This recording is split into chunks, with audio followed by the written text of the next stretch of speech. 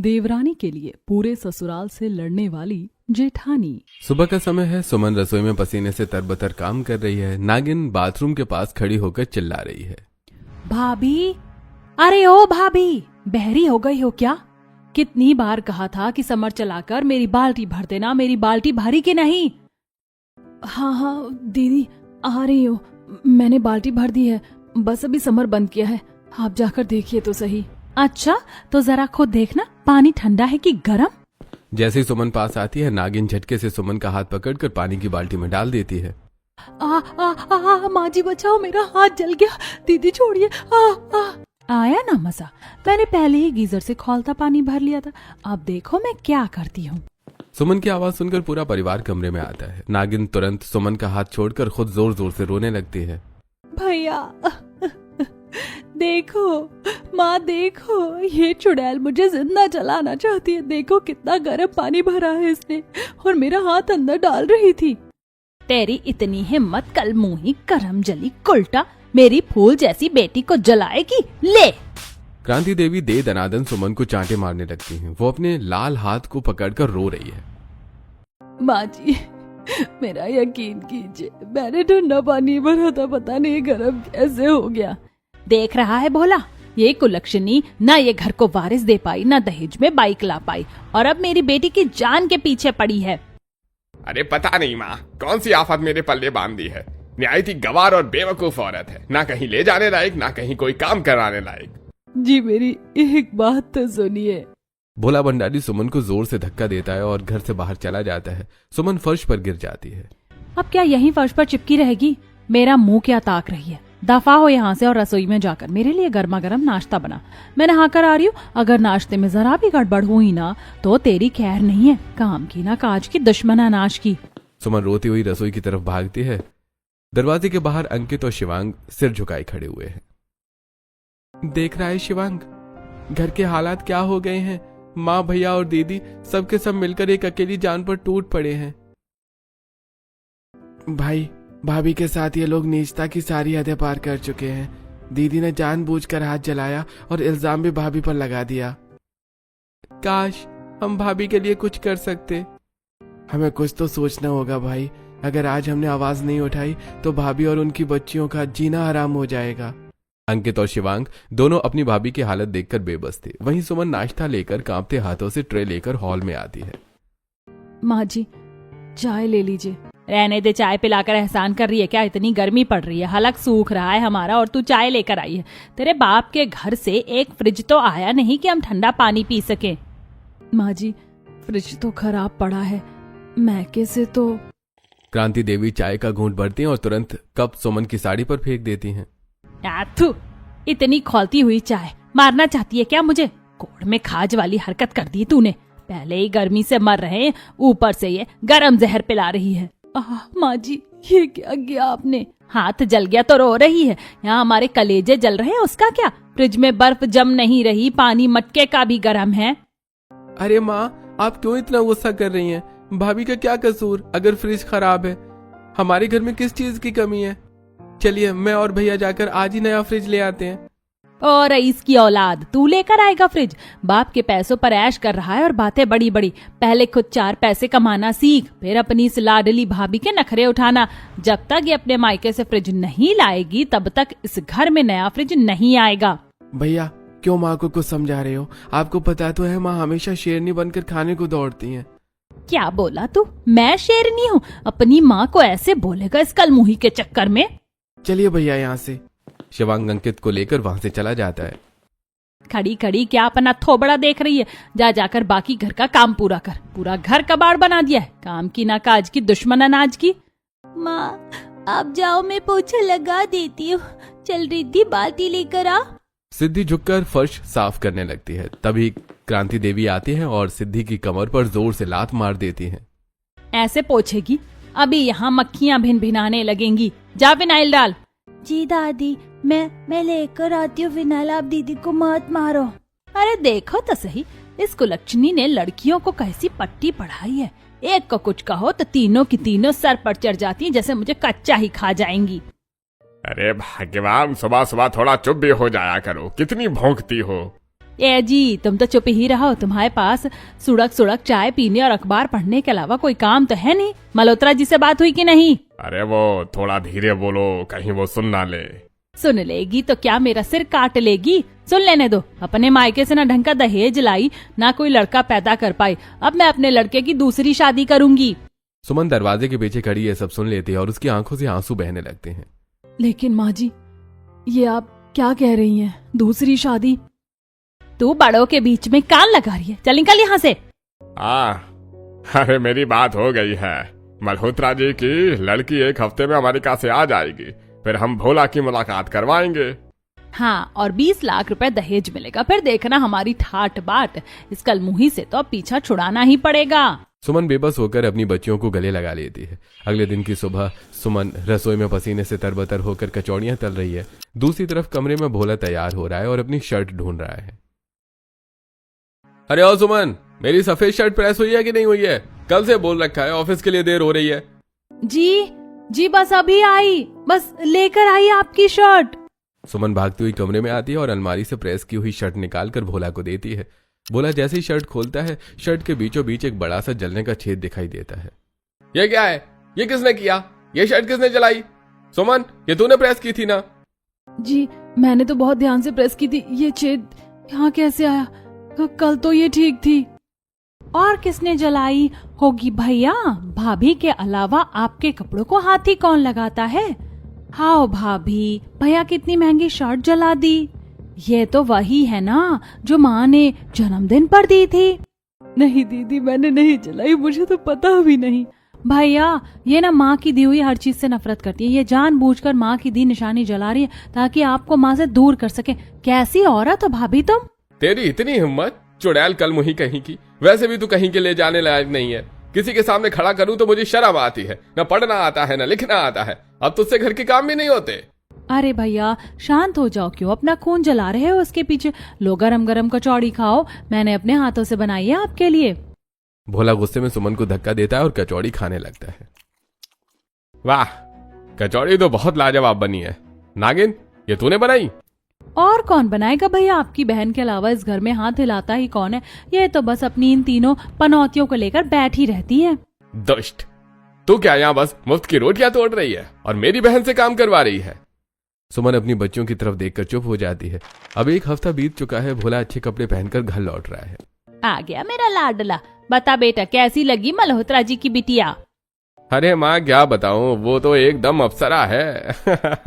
कितनी स्टाइलिश है। चलने का तरीका, बैठने का सलीका, बात करने का तरीका, सब एकदम टॉप क्लास। अरे उसके बाप के बारे में क्या बात पक्की समझे? क्यों नहीं होगी? पूरे 20 लाख रुपए नकद दहेज देंगे वो। भोला बेटा, अगर तेरी उससे शादी हो गई ना तो हम लखपति बन जाएंगे। सच में माँ? 20 लाख? लेकिन माँ, इस सुमन का क्या करेंगे? इसे रास्ते से कैसे हटाएंगे?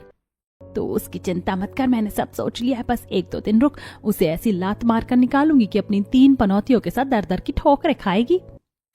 सुमन के देवर सारी बातें सुनकर एक दूसरे की तरफ देख रहे हैं। शिवांग, सुना है तूने? ये लोग भैया की दूसरी शादी के लिए भाभी को घर से निकालने की साजिश रच रहे हैं, वो भी सिर्फ 20 लाख रुपए के लिए। भाई, ये तो अनर्थ है। हमारे घर वाले कितने गिर सकते हैं, मैंने सपने में भी नहीं सोचा था। हम ये नहीं होने देंगे। हमें कुछ न कुछ करके इन सबको सबक सिखाना ही पड़ेगा। अगले दिन सुबह नागिन चुपके से रसोई में जाती है। दूध के पतीले से मोटी मलाई उतार कर मजे से खा रही है। फिर जानबूझकर थोड़ा सा दूध फर्श पर गिरा देती है और शोर मचाती है। माँ, भैया जरा देखो तो इस मलाई चोर को। क्या हुआ लाडो, क्यों गला फाड़ रही है?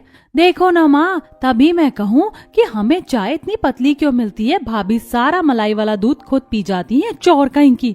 नहीं माँ जी, मैंने तो मलाई छुई तक नहीं। अच्छा, तो क्या मैंने मलाई खाई? माँ देखो, चोरी और ऊपर से सीना जोरी। करमजली कल्टा कलमोही, अभी तक तो तू हमारी छाती पर मूंग दल रही थी, अब चोरी भी करेगी?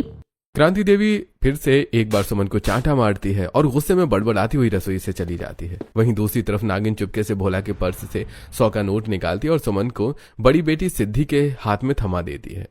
ले लाडो, ये ले पैसे, जा अपनी बहनों के साथ जाकर ढेर सारी चॉकलेट और चीज ले आ। बच्चियां खुश होकर बाहर से सामान ले आती हैं। तभी नागिन भोला को हाथ पकड़कर बाहर ले आती है। भैया, देखो देखो अपनी लाडलियों को, हाथ में क्या है इनके? 100 रुपए का नोट। भाभी शर्म नहीं आती आपको? बच्चों को चोरी करना सिखा रही हो? मेरा 100 रुपए का नोट गायब है। सुमन, तेरी इतनी हिम्मत, तूने मेरे पर्स से पैसे चुराए? नहीं जी, मैंने पैसे नहीं लिए। झूठ, सफेद झूठ बोल रही है भैया। एक तो ये 3 मनहूस पैदा कर दिए, ऊपर से उन्हें घर में डकैती डालना सिखा रही है। कल मुही हमारे घर को लूट लेगी तू, तेरे हाथ काट देने चाहिए। तू कहीं जाकर मर क्यों नहीं जाती? क्रांति देवी फिर से सुमन के ऊपर थप्पड़ों की बारिश कर देती हैं। यार अंकित, समझ में नहीं आ रहा है, 2 दिन से माँ और दीदी के अत्याचार ज्यादा ही नहीं बढ़ गए हैं? भैया मुझे तो कुछ दाल में काला लग रहा है, ये दोनों मिलकर जरूर कुछ न कुछ बहुत बड़ा करने वाली हैं। अंकित और शिवांग दोनों को अपनी माँ और बहन पर शक होता है और अगले दिन की सुबह क्रांति देवी अचानक सोफे पर हाथ पैर पटकने लगती है। नागिन उनके पास बैठकर छाती पीट रही है। हाय राम, मैं तो मर गई रे, कोई बचाओ, मेरा जी घबरा रहा है, चक्कर आ रहे हैं। हे भगवान, मेरा ब्लड प्रेशर बढ़ गया है। हाय राम, माँ को क्या हो गया? माँ आंखें खोलो। अरे ओ कल मुही खड़ी खड़ी क्या तमाशा देख रही है? जाकर फ्रिज से ठंडा पानी लेकर आ, माँ की घबराहट बढ़ रही है। जी दीदी, अभी लाती हूँ। सुमन रसोई में भागती है और फ्रिज से पानी लेकर आती है। लीजिए माँ जी, पानी पीजिए। तू मुझे मारना चाहती है? इतना खौलता हुआ पानी पिलाएगी इस हालत में? तू चाहती है मेरा दम निकल जाए? चाहे यहाँ से नास पीटी, अगर आज मेरी माँ को कुछ भी हुआ ना तो तुझे कच्चा चबा जाऊंगी। अपने मायके से एक फ्रिज नहीं ला सकती तू? दीदी, मेरे माँ बाप के पास तो खाने को नहीं है, वो फ्रिज कहाँ से देंगे? इसीलिए तो हमने भैया की शादी तुझसे की थी। ना दहेज दिया ना फ्रिज, बस ये 3 पनौतियां लाकर खड़ी कर दी। दीदी, शादी में पापा ने 5 लाख रुपए दिए तो थे। अच्छा, अब हमें 5 लाख का उल्हाना देगी? नकटे का खा लो, उकटे का कभी मत खाओ। आज तूने अपनी औकात दिखा दी, निकल जा मेरे घर से अपनी इन 3 पनौतियों को लेकर। नागिन सुमन का हाथ पकड़कर उसे घसीटती है। क्रांति देवी तीनों छोटी बच्चियों को गर्दन से पकड़कर धक्के मार रही है। चल निकल, चारों दफा हो जाओ यहाँ से। बुआ जी मत निकालिए, हमें डर लग रहा है। दादी जी छोड़ दीजिए। हट पीछे, बहुत हुआ तुम्हारा नाटक। आज से इस घर के दरवाजे तुम्हारे लिए हमेशा के लिए बंद हैं। सुमन और उसकी तीनों बेटियां सड़क पर गिर जाती हैं। वहीं घर के अंदर दोनों माँ बेटी जोर से हंसने लगती हैं। देखा नागिन, कैसा एक्टिंग किया मैंने। मान गए माँ, क्या नाटक किया आपने। अब आएगा मजा, अब लाएंगे भैया के लिए 20 लाख वाली नई दुल्हन। माँ देखो, दादी तो बिल्कुल ठीक है। देख लिया बेटा, देख लिया, इस घर में अब हमारी जगह नहीं, सिर्फ लालच की जगह। चलो यहाँ से। सुमन को निकालने के बाद शाम के समय नागिन और क्रांति देवी सोफे पर बैठकर बातें कर रही हैं। माँ, ये अंकित और शिवांग कहाँ मर गए जाकर? कहीं अपनी उस प्यारी भाभी के पीछे पीछे तो नहीं चले गए? अगर उसके पीछे गए होंगे तो इस घर की दहलीज दोबारा पार नहीं करने दूंगी। तभी अंकित और शिवांग घर में दाखिल होते हैं। उनके पीछे 2 लड़कियां हैं जिनका चेहरा घूंघट में है। माँ, हम आ गए। क्या बातें चल रही थी हमारे बारे में? आ गए? कहाँ मर गए थे तुम दोनों? अरे नहीं दीदी, हम तो आपके और माँ के लिए एक बहुत बड़ा सरप्राइज लेने गए थे। गिफ्ट? ला ला दिखा, क्या गिफ्ट लाए हो? और मेरे लिए क्या लाए हो? श्रद्धा, कीर्ति, जरा अंदर आओ तो। देखो, माँ और दीदी तुम्हारा इंतजार कर रही हैं। श्रद्धा और कीर्ति घूंघट उठाए अंदर आती हैं। दोनों ने भारी साड़ियां पहनी हैं, गले में वरमाला है, हाथों में चूड़ियां, मांग में सिंदूर और गले में मंगलसूत्र है। ये क्या गोल खिला कर आए हो तुम दोनों? ये लड़कियां कौन है? और ये गले में माला? तुम दोनों ने शादी कर ली? अरे क्या हो गया भाग्यवान, क्यों चिल्ला रही हो? ओ तेरी, ये क्या देख रहा हूं मैं? देखो जी, अपने इन सब पूतों को देखो, हमारा सीधा सीधा 40 लाख का नुकसान करवा दिया इन्होंने। माँ, हमने क्या किया? अरे कमबख्त, तो तुम्हारी शादी कहीं और करते तो कम से कम 20-20 लाख का दहेज तो ले लेते। 40 लाख पर पानी फेर दिया तुम दोनों ने। सच में माँ, भैया भोला ही सबसे अच्छे हैं। कम से कम वो दोबारा शादी करके 20 लाख तो ला रहे हैं। क्या भैया दोबारा शादी कर रहे हैं? पर उनकी तो शादी हो चुकी है ना। हो गई थी, पर अब वो आजाद है। हमने उस कलमुही को घर से धक्के मार कर निकाल दिया है। क्रांति देवी और लालची राम पैसों के नुकसान की बात कर रहे हैं। श्रद्धा और कीर्ति एक दूसरे को देखकर मुस्कुराती हैं। मम्मी जी, हम नई बहू हैं, स्वागत नहीं करोगी हमारा? अरे जा, वैसे ही इन दोनों कुलक्षणों ने बेड़ा गर्क कर दिया, अब क्या मेरी जान लोगी? अरे मम्मी जी, जान क्यों लेंगे, बस गृह प्रवेश करवाएंगे। करती है या नहीं, या दिखाएं हम अपना बहुपना? ए लड़की, अपनी जुबान संभाल, अभी एक हाथ पड़ा ना तो सारी हेकड़ी निकल जाएगी। जैसे ही लालची राम हाथ उठाने के लिए आगे बढ़ता है, श्रद्धा झटके से पीछे कर देती है। ससुर जी, हाथ उठाने की गलती दोबारा मत करना। हम कोई अबला नारी नहीं है, जूडो कराटे में ब्लैक बेल्ट है हम दोनों। अगर दोबारा हाथ उठा तो आपकी वो हालत करेंगे कि 7 पुश्ते याद रखेंगी। अरे तुम अपने ससुर पर हाथ उठाओगी, बदतमीज लड़कियां। मम्मी जी, अगर आप ये सोच रही हैं कि हम आपसे पिटेंगे तो ये गलतफहमी दिमाग से निकाल दीजिए। भाग्यवान, ये कहां से उठा लाई ये दोनों? चलो यहाँ से, ये लड़कियां तो पागल है। देख लूंगी, तुम दोनों को इस घर में रहना है तो मेरी उंगलियों पर नाचना होगा। सास और ससुर गुस्से में बड़बड़ाते हुए अपने कमरे की तरफ भागते हैं। चारों एक दूसरे को देखकर हाथ मिलाते हैं। मान गए तुम दोनों को, पहले ही बॉल पर छक्का मार दिया। माँ और बाबूजी की तो बोलती ही बंद हो गई। अंकित, ये तो बस शुरुआत है, इन्हें तो अभी बहुत कुछ झेलना बाकी है। सही कहा, अब असली बदला शुरू होगा।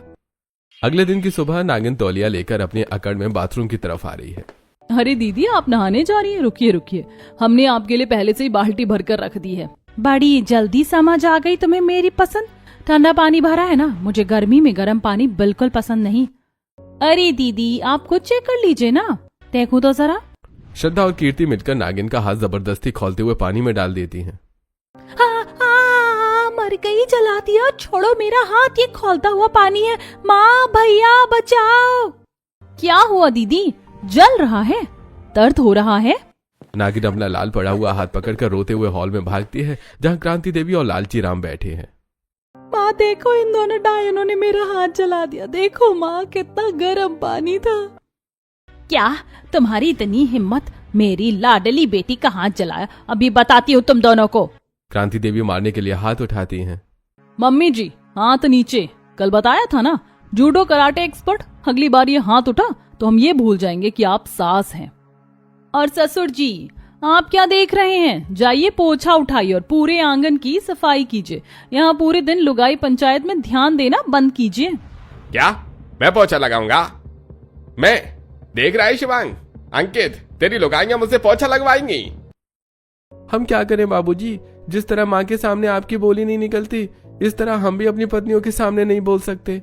अरे ओ पंचायत के पुजारी जी, अब आप जाते हैं या हम आपको लेकर चलें? लालची राम डर के मारे पोछा उठा लेते हैं और पोछा लगाने लगते हैं। दोपहर का समय है। क्रांति देवी सोफे पर बैठकर अपनी किस्मत को रो रही हैं। श्रद्धा और कीर्ति मजे से चाय पी रही हैं। अरे ससुर जी, ये क्या कोना कोना छोड़ रहे हैं? ठीक से झाड़ू लगाइए। आप यहाँ बैठकर दिन भर पंचायत करते हैं ना, अब थोड़ा हाथ पैर भी चलाइए। अरे बहुत थक गया हूँ, अरे थोड़ा आराम तो कर लेने दो। आराम हराम है ससुर जी। ये लीजिए राशन की लंबी लिस्ट और ये झोला, पैदल जाइए और सारा सामान लेकर आइए। तुम लोग मेरे पति को नौकर बना रही हो। मम्मी जी, बुढ़ापे में अगर हाथ पैर ना चले तो जाम हो जाते हैं, है ना? और हाँ, श्रद्धा बात करते करते अचानक अपनी चाय क्रांति देवी की गोदी में गिरा देती है। हाय राम, जला दिया मेरी साड़ी। अरे मम्मी जी, खड़ी खड़ी क्या देख रही हैं? जाइए जाकर कपड़े धोइए, सफाई पूरी बाकी पड़ी है। क्या क्या कहा तूने? धोने जाओ कपड़े? ठिकाने पर तो है दिमाग। आप नहीं तो कौन मम्मी जी? है कौन इधर? कीर्ति की बात सुनकर नागिन चुपचाप वहां से सरकने की कोशिश करती है। तभी अरे नागिन दीदी, रसोई में बहुत सारे बर्तन पड़े हैं साफ करने के लिए और खाना भी बनाना है। 1 घंटे के अंदर सारा काम हो जाना चाहिए। अच्छा, तुम्हारी इतनी हिम्मत, तुम मुझसे काम करवाओगी? अच्छा, आप हमसे हिम्मत की बात कर रही हैं? कहें तो दिखाएं हम अपनी हिम्मत। श्रद्धा और दीदी अपना हाथ नागिन को दिखाने लगती हैं। अरे मैं तो मजाक कर रही थी, अभी जाती हूँ बस मैं। नागिन तुरंत रसोई में काम करने पहुंच जाती है। रात का समय है। माँ, बहुत भूख लगी है। वो शीना के साथ शॉपिंग कर करके मेरी टांगे टूट गई हैं। खाना लगा दो जल्दी। भैया, आपका खाना तो नहीं बना? क्या? खाना क्यों नहीं बना? क्या करती रहती हो तुम दोनों दिन भर? भैया, आप तो रोजाना अपनी नई मंगेतर से मिलने जाते हैं ना, क्या वो आपको खाना नहीं खिलाती? इतने अमीर बाप की बेटी है, कम से कम एक वक्त का खाना तो खिला ही सकती है। वो किचन में काम नहीं करती? तुम दोनों का काम है खाना बनाना। चलो परोसो। श्रद्धा एक गरम समोसा उठाकर जबरदस्ती भोला के मुंह में ठूंस देती है। ये लीजिए समोसा, खाइए और जुबान कम चलाइए। अब से आपको खाना चाहिए तो बाहर से खा कर आइए। अरे मर गया। अरे तुम मुझे भूखा रखोगी? अरे क्यों? हम कौन होते हैं आपको खाना खिलाने और ना खिलाने वाले? आपकी लंदन वाली है ना, वही काफी है। श्रद्धा और प्रीति हर रोज भोला भंडारी को खाना खाने ही नहीं देती। और 3 दिन बाद दीदी, जेठ जी तो 3 दिन से भूखे हैं। अभी तो बस शुरुआत है कीर्ति, आगे आगे देखो होता है क्या। कुछ दिन ऐसे ही गुजरते हैं। श्रद्धा और कीर्ति ने पूरे परिवार का जीना हराम किया हुआ था। एक दिन भोला बेहाल गंदे कपड़ों में फूट फूट कर रोते हुए अंकित और शिवांग को अपनी कहानी सुना रहा है। अरे छोटे, मैं तो बर्बाद हो गया। जिसे मैं हीरा समझ रहा था वो तो पत्थर निकली। अरे वो मुझे अपने कुत्ते टाइसन से भी गया गुजरा समझती है। आज सुबह शीना एक हाथ में कुत्ते की चेन भोला को थमाती है और खुद अपने बॉयफ्रेंड रॉकी की कार में बैठकर चली जाती है। भोला डार्लिंग, रॉकी को पोटी करा देना और नहला भी देना। शीना, अरे मैं तुम्हारा मंगेतर हूँ। अरे कोई नौकर नहीं है जो तुम मेरे साथ ऐसा कर रही हो। ओह डार्लिंग, शादी के बाद तो ये सब तुम्हें ही करना है। वैसे मेरे गंदे कपड़े पड़े हुए हैं, उन्हें लॉन्ड्री पर दे देना और मेक श्योर मुझे डिस्टर्ब मत करना। आज रात में रॉकी के साथ हो। डायसन का ख्याल रखना। क्या? अंकित, शिवांग, मुझे समझ नहीं आ रहा मैं क्या करूं। माँ बाबूजी चाहते हैं मैं उससे शादी करूं, लेकिन वो मेरी हालत नौकरों से भी ज्यादा बदतर कर देगी। अरे भैया, तो आप मना क्यों नहीं कर देते? अरे आज मुझे अपने कर्मों का अफसोस हो रहा है। मैंने माँ और दीदी के कहने पर बेचारी सुमन के साथ न जाने क्या क्या किया। पता नहीं वो जिंदा भी होगी या नहीं। और मेरी बच्चियां। भोला को अपने किए पर पछतावा होता है और वो फूट फूट कर रोने लगता है। उसी समय नागिन फर्श पर बैठी है। श्रद्धा और कीर्ति ने उसके सामने ढेर सारे गंदे कपड़े और बर्तन रख दिए हैं। दीदी, ये सारे कपड़े धोइए और रगड़ रगड़ के साफ करिए। मुझसे नहीं होगा, मेरी कमर टूट रही है। माँ बचाओ मुझे। चुप, आवाज निकाली तो याद रखना आज रात का खाना भी नहीं मिलेगा। नागिन डर की वजह से सारा काम करने लगती है। वही लालची राम जी रोज ही बर्तन मांज रहे हैं और सास खड़ी होकर देख रही है। ससुर जी, बर्तन चमकने चाहिए। और मम्मी जी, आप क्या देख रही हैं? जाइए चूल्हा जलाइए। आज हम लोग गैस की नहीं चूल्हे की रोटियां खाएंगे। लेकिन बहू, बहुत गर्मी है, ऐसे में चूल्हे की रोटियां? क्यों, क्या हुआ माँ जी? आपको भी गर्मी लगती है? वैसे अगर 2 दिन खाना पानी ना मिले तो कैसा लगता होगा? नहीं नहीं बहू, मैं भूखी नहीं रह पाऊंगी। अभी जाकर मैं चूल्हा जलाकर रोटियां बनाती हूँ। श्रद्धा और कीर्ति अपने ससुराल वालों को सबक सिखाने के लिए इसी तरह उन्हें परेशान करती रहती है। कुछ दिन बाद नागिन बहुत सज धज कर बैठी है। उसके लिए नाश्ता आया है। देखिए भाई साहब, मेरी लाडो साक्षात लक्ष्मी है जो घर में आएगी खुशियां भर देगी। खुशियां तो भर देगी मम्मी जी, पर भाई साहब अगर दीदी ने शादी के बाद सिर्फ लड़कियां पैदा की तो आप इन्हें घर से तो बाहर नहीं निकालेंगे ना, क्योंकि हमारे घर में तो यही रिवाज है। इन्होंने अपनी बड़ी भाभी को 3 बेटियों की वजह से धक्के मारकर सड़क पर फेंक दिया था। क्या, बहू को घर से निकाल दिया बेटियों की वजह से? हाँ, और इतना ही नहीं, ये अपने बड़े बेटे की दूसरी शादी भी 20 लाख रुपए के लालच में करवा रहे हैं। अरे आप लोग अपने बेटे को 20 लाख रुपए में बेच रहे हैं और हमारे लड़के से बिना दहेज के रिश्ता जोड़ने चले थे। नहीं, ये सब झूठ बोल रही है, ये हमें फंसा रही है। झूठ? दीदी, अभी मोहल्ले वालों को बुलाऊं क्या? जी, ऐसी सोच वाले लोगों के यहाँ हम पानी भी ना पिए। चलो जी यहाँ से। लड़के वाले रिश्ता ठुकरा कर चले जाते हैं। नागिन जमीन पर बैठकर सिर पीट रही है। तुमने मेरा रिश्ता तोड़वा दिया, मेरा घर बसने से पहले ही उजाड़ दिया। हमने नहीं दीदी, आपके अपने कर्मों ने आपका रिश्ता तोड़ा है। अब देखिए मम्मी जी, जब तक 20 लाख नहीं होंगे आपके पास, आपकी लाडो कुंवारी बैठी रहेगी। तीनों मातम मना रहे होते हैं। दोपहर में क्रांति देवी सोफे पर बैठी गर्मी में बेहाल है। उसका गला सूख रहा है। बाहू, बहुत प्यास लगी, थोड़ा ठंडा पानी पिला दे, जी घबरा रहा है मेरा। अरे मम्मी जी, ये लीजिए पानी पीजिए। श्रद्धा जबरदस्ती क्रांति देवी के मुंह से लोटा लगा देती है। जल गई, मेरा मुंह जल गया। तुम मुझे मार डालना चाहती हो? अरे मम्मी जी, अभी तो सिर्फ गर्म पानी पिया है, अभी तो गरम गरम खाना बाकी है। कीर्ति जबरदस्ती एक चम्मच गरम सब्जी उनके मुंह में ठूसने की कोशिश करती है। क्रांति देवी छटपटा जाती हैं। बहू, मेरा सिर फटा जा रहा है, 1 कप कड़क चाय पिला दो, भगवान तुम्हारा भला करेगा। ये लीजिए मम्मी जी, आपकी स्पेशल चाय। ये क्या है, तो बर्फ जैसी ठंडी है, चाय भी कहीं ठंडी पी जाती है। क्यों मम्मी जी, इतनी गर्मी में आपको गर्म चाय कहाँ अच्छी लगती है? आप तो ठंडी चीजें पसंद करती है ना। अब चुपचाप ये ठंडी चाय पीजिए, वरना कल से ये भी नसीब नहीं होगी। मुझे माफ कर दो, मैं समझ गई ये सब मेरे पापों का फल है।